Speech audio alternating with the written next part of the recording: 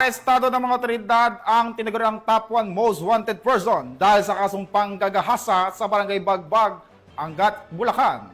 Ang pagkakaaresto sa sospek ay simbolo ng patupad ng kapulisan sa kanilang pangakong protektahan ang mamamayan at itaguyod ang hustisya. Ibabalita yan ni Patrolwoman Cristalyn Javier.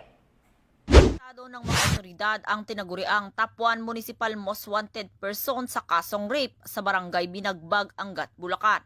Kinilala ni Police Captain Jason M. Viola, hepe ng Angat Municipal Police Station, ang suspect na si alias Imao, 22 anyos, walang trabaho at residente ng Barangay Binagbag, Angat, Bulacan.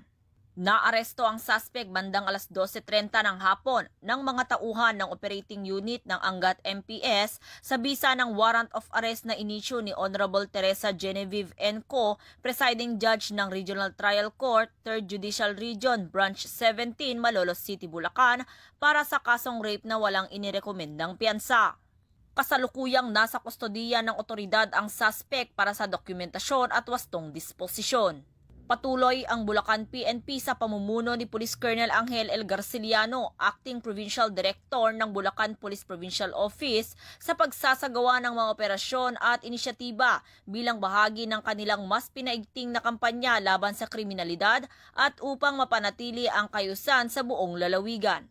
Mula dito sa Camp General Alejo S. Santos, ako ang inyong PNN correspondent, Patrolwoman Cristalyn Javier, alagad ng batas, tagataguyod ng Balitang Puli.